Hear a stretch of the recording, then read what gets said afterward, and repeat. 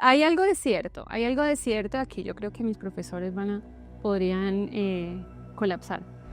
En ese sentido de ponernos en primer lugar, si yo como persona no me veo en todo lo que tengo que mejorar, no puedo ofrecer tampoco un buen servicio. Entonces, sí. Entonces tomé decisiones, fue la primera vez también que salí del país. Una prima en algún momento me decía como, sus recursos son evadir y huir. Entonces ahí se me abrió el mundo y dije, pucha, yo creo que soy capaz de lo que yo quiera. A mis 30 años todo se me vino abajo porque de un día para otro, después de un divorcio, a ti se te acaba todo, ¿no? Proyecto de vida. Y haciendo la maestría también llegué a la información de que era un adulto con déficit de atención. Entonces, eso fue...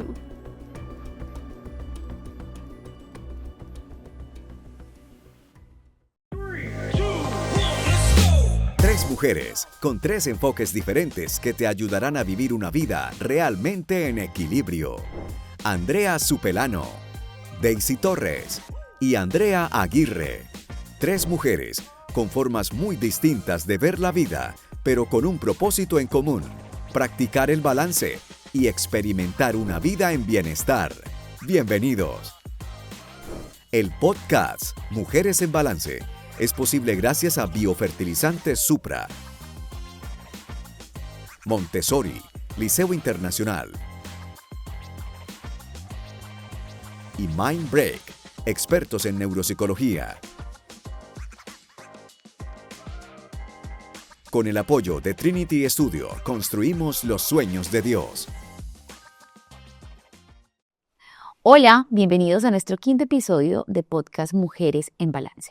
En esta oportunidad y antes de empezar esta entrevista tan especial, vamos a invitarlos a que se suscriban en nuestros canales de YouTube y de Spotify, pero que también hagan parte de toda nuestra comunidad.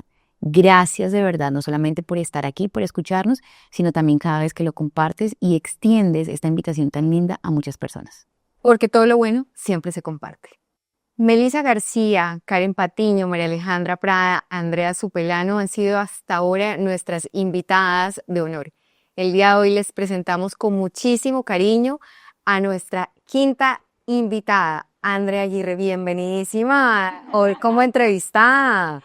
Muchas gracias chicas, Andrea, Daisy. Gracias a toda la audiencia que se ha venido uniendo a este podcast que estamos preparando para ustedes con tanto amor. Bueno, Andrea, pregunta inicial. Al paredón, ¿lista? ¿Quién es Andrea Aguirre?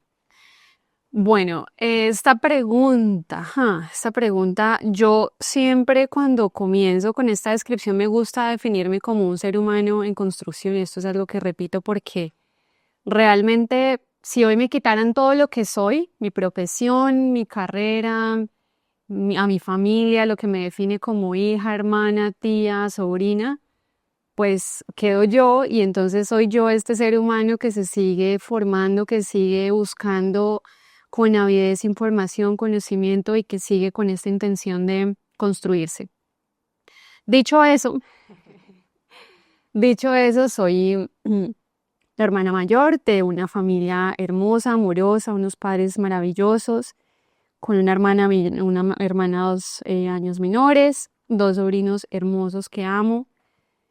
Me he formado como psicóloga, neuropsicóloga, instructora de mindfulness, que es lo que hoy en día pongo al servicio de mi comunidad de Mindbreak, que es mi empresa.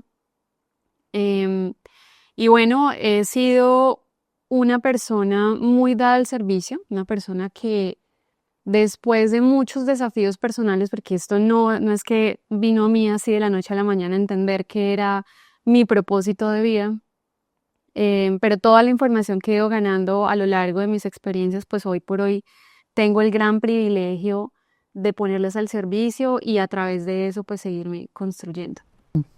Bueno, iniciando, André, yo creo que nos gustaría que nos dieras, no sé, creo que muchas personas lo pensamos, y nos quites un poquito ese argumento, o nos quites la venda o nos hagas entender por qué. Dicen que las personas que estudian psicología, psiquiatría o algo referente a este tipo de rama es porque tienen muchos problemas internamente o quieren resolver todo el tiempo su vida. ¿Es cierto, real?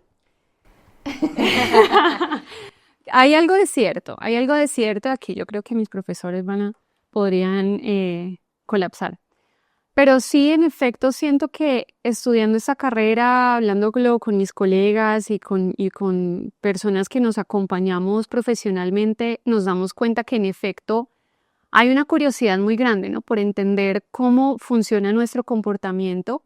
Y claramente, pues nosotros somos este pequeño ratoncito de laboratorio en donde vamos poniendo en contraste teorías, información. Entonces, sí hay algo de cierto ahí de que definitivamente mientras vamos haciendo este recorrido profesional, nos vamos confrontando.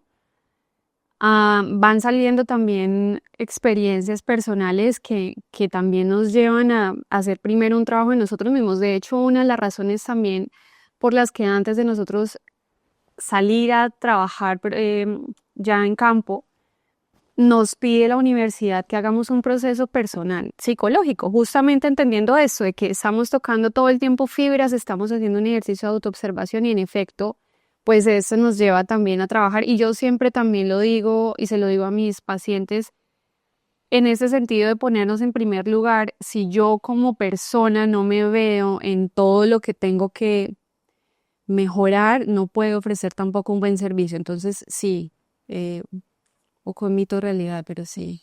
Hay un poquito de cierto ahí. Y también a mí me parece algo muy bonito lo que pasó con la pandemia en medio de lo duro que fue.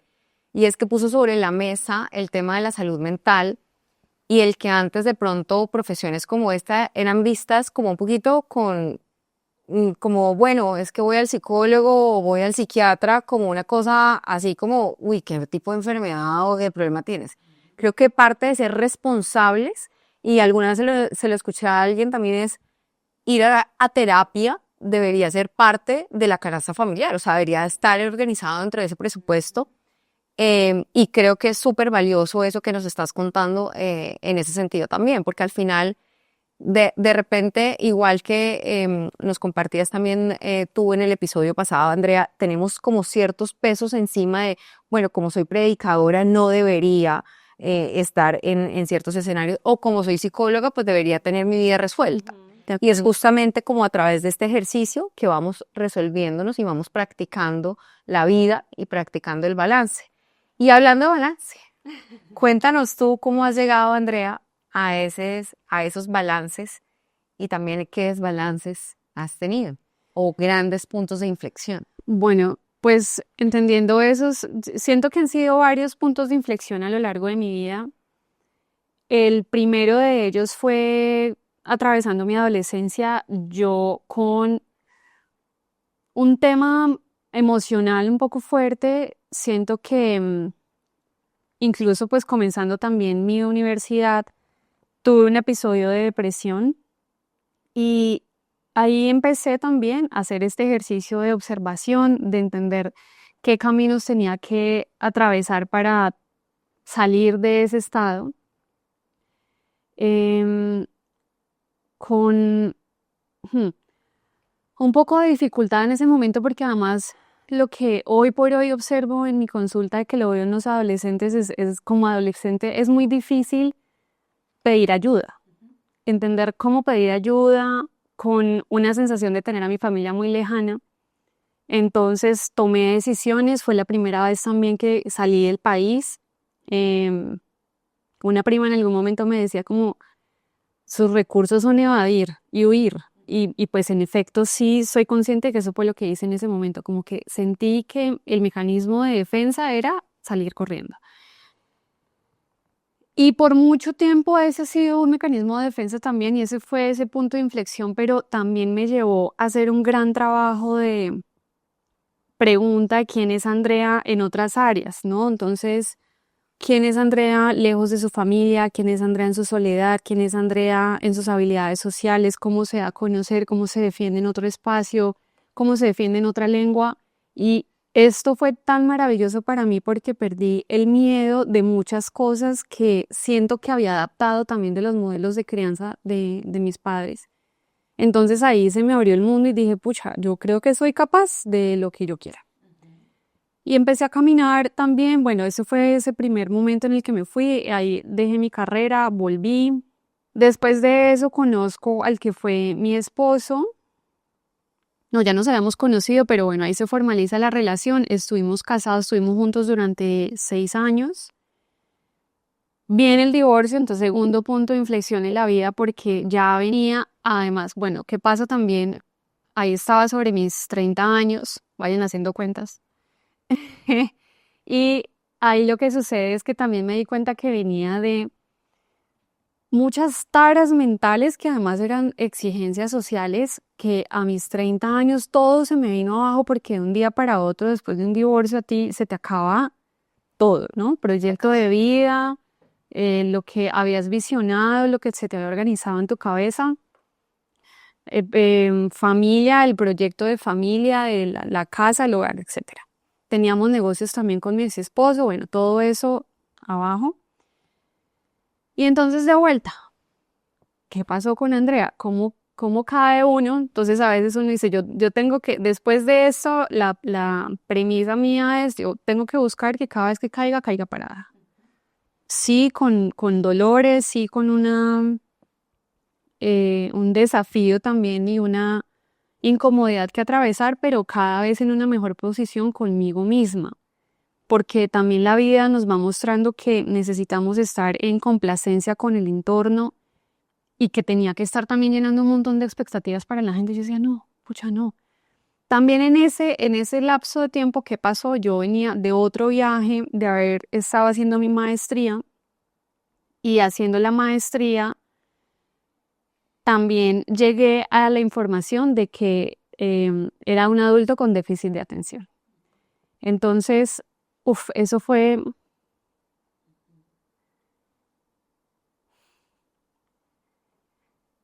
O sea, no me lo permito esto porque siempre de verdad busco compartir esa información desde un lugar donde pueda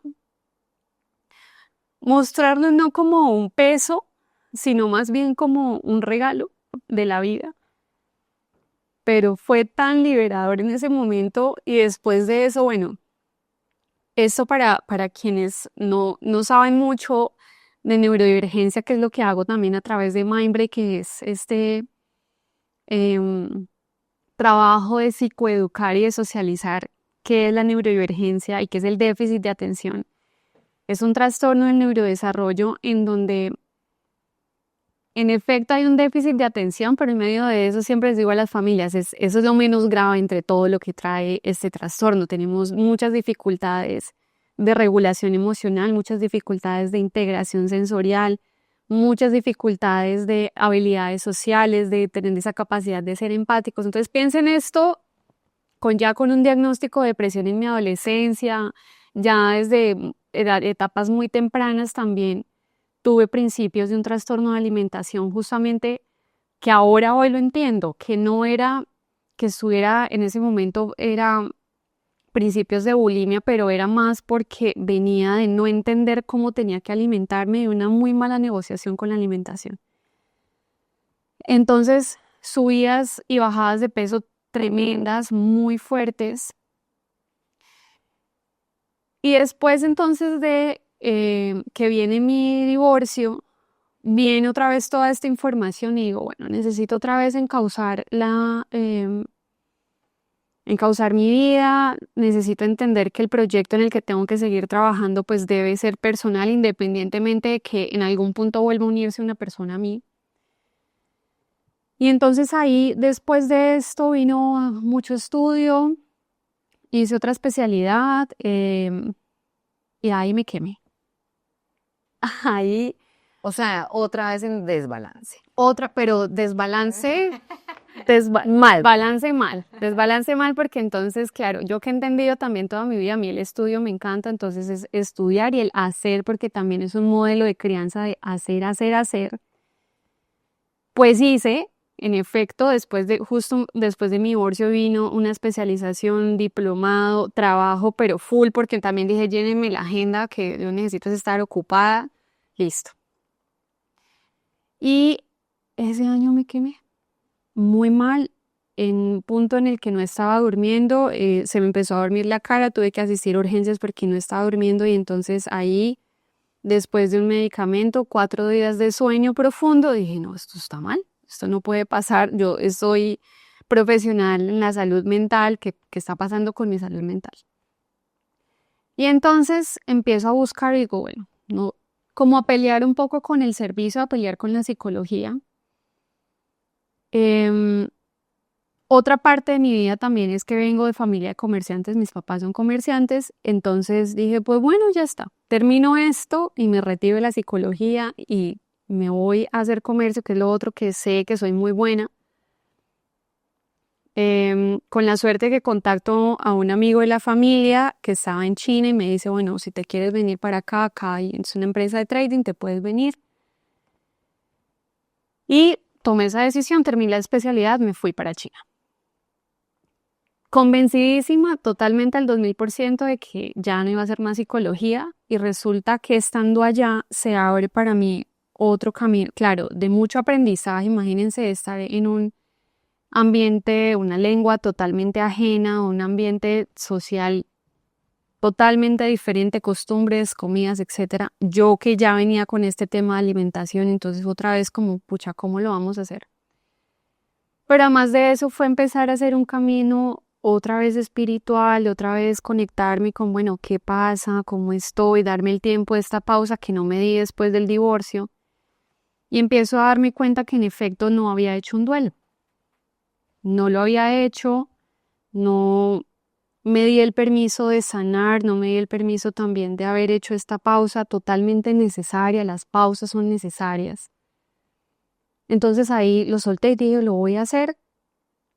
Y en el año que estuve trabajando, también un trabajo con mucho estrés, pues las personas que sabían que yo era psicóloga empezaron a buscarme estando allá. Entonces me daba mucha risa porque decía, pero Dios, ¿qué pasa? O sea, no te estoy entendiendo, no entiendo nada. Yo me quiero quedar acá, yo no me quiero volver a Colombia, yo quiero estar en otra parte, quiero hacer otra cosa. ¿Qué es todo esto? ¿Por qué toda esta información?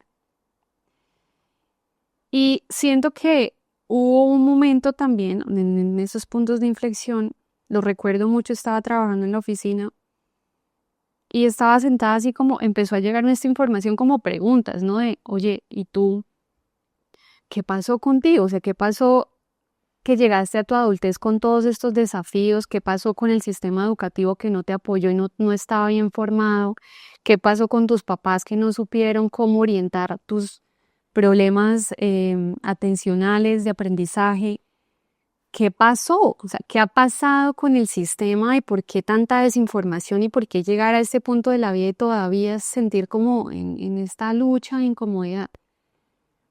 Y entonces ahí se pone un poco más clara la información que yo sé que fue Dios así dándome todos estos recursos y claramente mostrándome un propósito de, ok, entonces esto es lo que vas a empezar a hacer, vas a empezar a dar esta información y te vas a encargar de que en la medida de lo posible, lo que tú has vivido, pues muchas familias y muchos niños no tengan que vivir.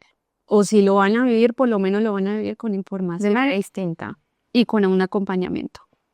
Y entonces, bueno, ya después de un año de estar allá me vuelvo y empiezo a alimentar un poco también como muy, muy, muy vaga la idea de qué iba a ser lo que hoy es Mindbreak, que ese primer momento se llamó Mundo TDAH. Y ahí empecé a compartir información, empecé a tocar puertas con instituciones educativas, a hacer charlas de servicio, porque realmente era con ese propósito de quiero que ustedes tengan esta información, quiero que ustedes conozcan pues lo que es el déficit de atención, que también con el tiempo se ha ido expandiendo más a explicar sobre qué es la neurodivergencia y esa gran sombrilla, pues todo lo que abriga. Y Andrea, eso, digamos que así fue que nos conocimos, ¿no? Con el mundo TDAH, efectivamente, y yo te voy a contar esto porque cuando te emocionabas, Andrea llegó a Montessori justamente por una familia, ¿no? Entonces, acompañando a una familia, y yo dije, wow, el trabajo increíble que está haciendo por los niños, quiero que lo podamos replicar también para otras familias, porque justamente así también, con este mismo propósito, estamos ahí alineados. Y luego empezamos a trabajar juntas y no sé, después de 2 años de trabajar juntas, un día en un comité, dice, porque bueno, como entonces por mi neurodiversidad, y yo me quedo así, yo, ¿cómo mi neurodiversidad? ¿Y tú qué tienes? O sea, yo llevo 2 años y no me he dado cuenta. ¿Qué tienes? No, TDAH. Y yo, TDAH, pero si tienes una agenda, yo te veo muchísimo más organizada, planeada, con colores, cosas que yo no hago, yo funciono de una manera diferente. Y yo dije, pero neurodiversidad, o sea, notaba más neurodiversidad en otras personas. Entonces, cuando tú te emocionabas, me emocionaba porque yo decía, claro, de repente tú lo ves y lo vives así, pero quienes estamos a tu alrededor no lo notamos porque has hecho un trabajo increíble y a veces nos cuesta trabajo reconocer nuestro progreso, ¿no? Es una cosa que además yo he venido trabajando en el último tiempo y eso me parece lindo y quiero que lo sepan porque es eso, ¿no? Y te agradezco además que abres la puerta de manera tan amplia a la vulnerabilidad, porque siento que además este espacio de mujeres también es con ese fin, de que podamos ser vulnerables y que nuestra historia de vida no define quiénes somos. O sea, nuestros errores o las desilusiones que hemos atravesado o grandes fracasos también, de repente pueden ser como algo que te hunde o algo que te catapulta y la escalera que te lleva a ese siguiente nivel en la vida. Yo pienso que eso que has vivido, Ande, y que hoy ya lo volviste un propósito, sencillamente uno no va a tener autoridad de hablar un tema de la misma manera que si no lo ha vivido. O sea, hoy por hoy tú tienes pacientes, te vemos en tus redes moverte, te veo en colegios privados, trabajando con con una comunidad hermosa que tienes, pero siento que has logrado esa autoridad desde todas esas vivencias, que son complejas, que muchos a veces no contamos de fondo muchas cosas que tenemos, vivencias, traumas que traemos desde nuestra niñez, que no lo expresamos fácilmente, solo trabajamos. Pero creo que, bueno, sí, como decía Daisy, es muy valioso todo lo que nos cuentas, pero creo que es lo que te ha dado la autoridad para hoy trabajar con esta comunidad y de que a pesar de que hayas tenido una condición, has trabajado en ella, has podido superarla, ahora quieres ayudar a muchos también a que puedan avanzar y salir adelante. Y yo creo que no hay nada más lindo que poder ser una mujer que levantó la mano cuando lo necesitaba y ahora ayudas a otras personas a que también la levante. Pero con esto también te quiero hacer una pregunta y es, ¿cómo es tu relación espiritual también desde la psicología? Porque es que siempre tratamos de dividir un tema de ciencia y un tema de Dios como muy apartado, pero tú nos has hablado de Dios en varias oportunidades. ¿Cómo entra ese papel y ese rol tan lindo de tu espiritualidad dentro de este proceso? Bueno, André, pues Dios siempre ha estado en mi vida. Vengo de una familia católica, me gradué de un colegio católico. Y esto más, digamos que yo siento que desde mi mente neurodivergente que ha sido caprichosa y un poco rebelde, todo lo he cuestionado. Entonces, desde muy pequeña realmente el tema de la religión como tal me ha costado. Sin embargo, siempre ha sido claro para mí que hay un Dios por encima de todo, que también he sentido su presencia toda mi vida. Entonces el camino espiritual pues ha estado desde siempre, lo he transitado porque he explorado en diferentes religiones. Vengo también de una familia muy amorosa y nosotros nos hemos acompañado en el crecimiento personal como familia y de cada uno, siempre poniendo a Dios por encima de nosotros. Entonces, el tenerlo ahí, el tenerlo a través de mi familia, de mis hermanas, digo hermanas porque tengo primas que son para mí hermanas también. Entonces, este camino que nosotros hemos vivido y que como familia nos hemos acompañado, ha reforzado siempre a Dios en mi corazón. Un punto de inflexión también que vino hace un año, que fue gracias a Daisy también, pero esto fue hermoso. Y acá también esto para mostrarles que hay cosas que pueden venir desde una crisis, pero también hay cosas que vienen desde el agradecimiento. Yo estaba en un momento de mi vida, le decía a Daisy, es que no siento que nada mal esté pasando en mi vida, pero tengo tanta gratitud que yo quiero buscar a Dios desde algún otro lugar. Y Daisy venía asistiendo a una iglesia y entonces ella me dijo, pues bienvenida, cuando quieras, vienes conmigo. Llegar a ese espacio en ese momento fue cristiana. en una iglesia cristiana, fue ahí poder también entender que había llegado al lugar de vuelta. No es desde este gran nombre de una religión, sino desde el lugar en donde me puedo congregar a estar con Dios. Entonces, bueno, llego a una iglesia, la iglesia cristiana, después de esta invitación de Daisy. Y llegar ahí fue una confirmación, fue realmente entender que Dios había venido jalándome y llevándome, porque además de eso también que había pasado muchas preguntas, porque mi familia cercana, mi núcleo, se ha ido, han tenido que ir saliendo del país. Y en ese momento estamos acá solamente mis papás y yo, digamos como así que que nos acompañemos cerca. Entonces yo también como, bueno, Dios, o sea, ¿qué pasa? Tú me has pedido que esté acá, en cada uno de mis viajes está también este mensaje de tengo que regresar. Y en ese momento pues realmente fue esto, mucha gratitud, agradezco porque estoy en medio de un ambiente de trabajo maravilloso. Ahí ya veníamos un tiempo trabajando también con Daisy. Venía trabajando también en mi proyecto. Estaba por abrir el consultorio, estaba en proyecto también el consultorio. Entonces, ese momento de infinita gratitud fue otro punto también de buscar estar cada vez más cerca de Dios, y ahí sí le pedí que por favor me agarrara la mano fuerte y duro y que no me la soltara, porque tenía la intención de seguir sirviéndole. Tengo la intención también de que a través de mí Él me pueda usar para hacer luz para muchas familias y muchas personas. Y esto pues me ha ayudado también entonces ahora la pregunta que me hacía Daisy, el balance, ¿no? Y también cómo ha sido andar en ese concepto que repetimos y repetimos, y yo me escucho todo el tiempo repitiéndoselo a mis pacientes. Y es que, ¿qué es este balance y qué ha sido el balance para mí? Hay una esfera que la hemos nombrado aquí también, que es una esfera que tiene 10 áreas. Cada una de estas áreas es la representación, perdón, de lo que debemos estar viendo todo el tiempo hacia nosotros mismos. Porque pasa también que tenemos un conflicto del entorno, ¿no? De lo que el otro me hace, lo que está afuera, lo que debe cambiar. Sí, nos encanta. Mi hermana me dice que yo soy la reina del drama. Esto acá así como un inside joke y como un dato personal.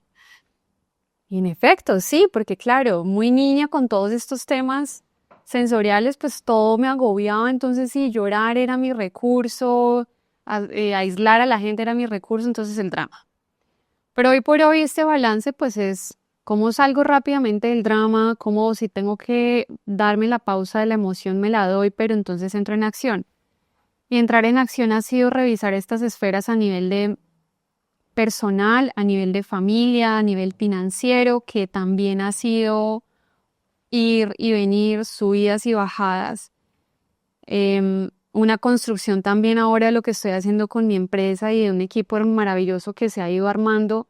También cómo lo llevo, cómo lo sostengo, cómo me sostengo yo en medio de eso. ¿Cómo nos sostenemos? Porque ustedes han sido también parte clave en este ejercicio.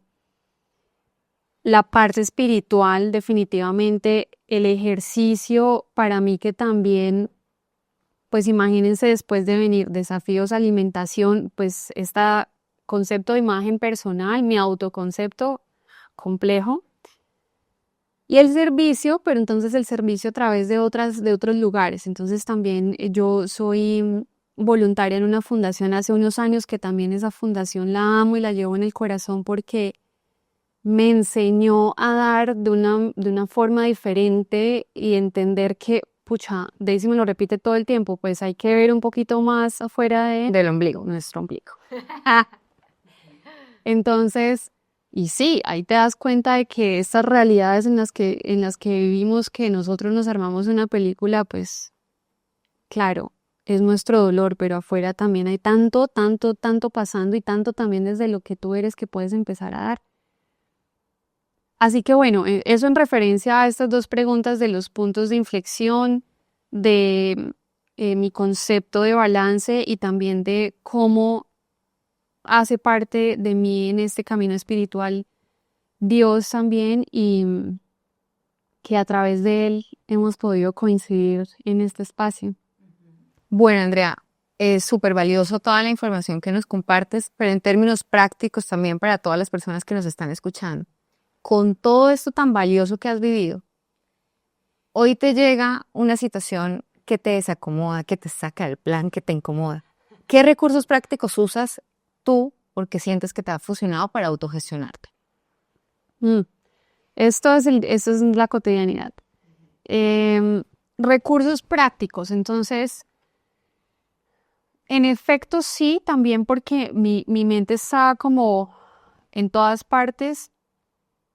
La organización y la planificación han sido parte clave de mi vida. De hecho, dentro de los programas que les doy a mis pacientes,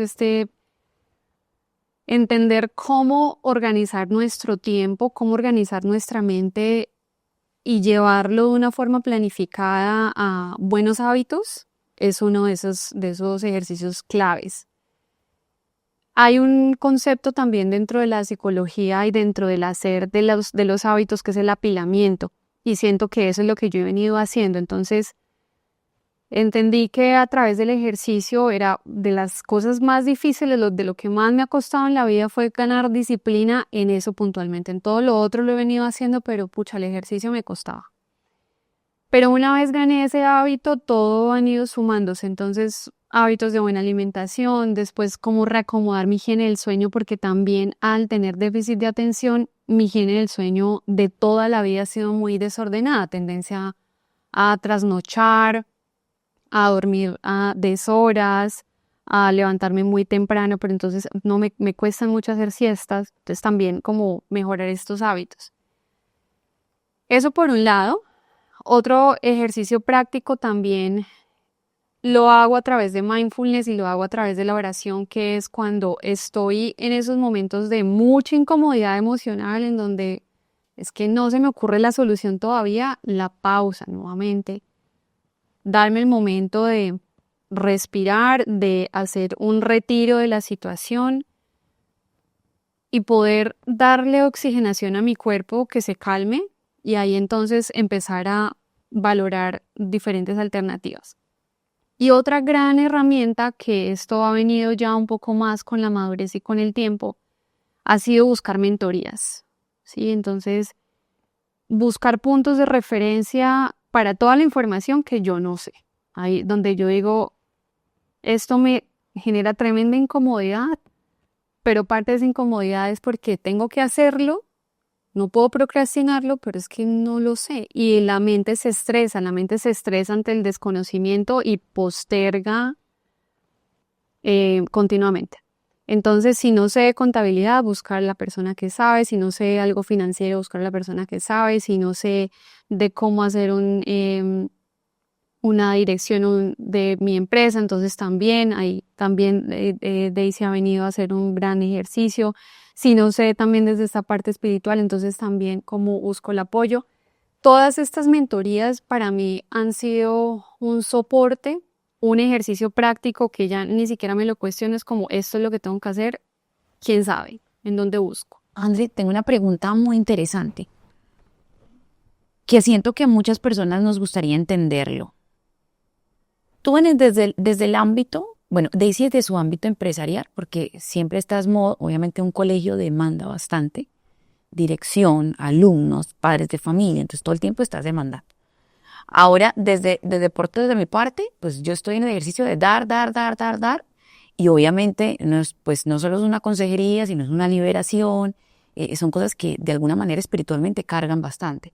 Ahora, tú, dentro de este tiempo que estás diciendo, ese balance que estás organizando todo el tiempo, los que estamos cerca a ti sabemos que tú no tienes tiempo para nada, o sea, la verdad, o sea, tú te organizas por lo mismo, porque Uno le escribe a Andre y son 3 días, hola, aquí estoy. Y uno ya lo sabe, lo entiende. Pero también estás todo el tiempo recibiendo,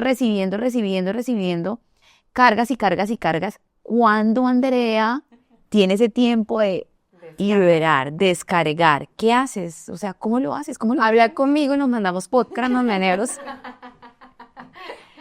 Es verdad. Ah, ya. Me dejaste el desnudo acá. Es una realidad y también siempre les digo a ellas, por favor, tengan mi infinita paciencia porque mi mente ha sido tan inquieta. Hoy en día tengo muchos lugares en donde tengo que echarles agüita todos los días. Y la parte que hago de consulta es algo que aún no estoy lista. Yo sé que es porque no estoy lista, no porque no quiero, no quiero. Sí, la verdad es que no quiero todavía. Pero sí me demanda bastante tiempo, entonces pasa esto que sí, al final del día no me alcanza el tiempo, me veo colgada respondiendo mensajes. ¿Qué hago para mí? El ejercicio se ha vuelto parte de ese momento no negociable. Es un no negociable. Me doy cuenta de la diferencia que hay en mi bienestar y en cómo llevo un día cuando hago el ejercicio y cuando no lo hago. El momento también de oración arrancando mi día, ese momento en donde hago una valoración, en donde agradezco, en donde pongo en manos de Dios el día y lo que va a hacer, tampoco es otro de esos no negociables. A veces tenía otros espacios en donde alcanzaba a escuchar podcasts, en donde buscar esa información también era liberador y me organizaba la mente y otra vez me ponía, hoy digamos que cada vez encuentro menos esos espacios para poderlos escuchar, pero cuando lo puedo hacer los fines de semana también es una herramienta. Así que nos tienen que escuchar los fines de semana haciendo ejercicio. Y entonces también la otra parte que ha venido ahí es entender porque hay culpa, ¿no? Quien no tiene tiempo, ustedes como madres, empresarias, esposas, además yo es que en este camino estoy solita, entonces yo creo que por eso también ocupo tanto mi tiempo. Claro. Pero hay culpa y hay una sensación de que no le estamos dando prioridad a lo prioritario. Entonces ahí pues he buscado cómo también en el tiempo distribuir mis espacios para estar con mis papás, el tiempo para estar con mis amigos que también representan una ayuda gigante, es entender también desde mi necesidad social, me hacen falta un montón. Hay un punto en el mes en donde hay un encuentro sí o sí que también ocurre y eso es una descarga y después de esto, estos regalos de la vida a veces como que coincidimos en tiempos y nos tomamos un cafecito y podemos charlar un rato y esas son como todas estas herramientas de autocuidado.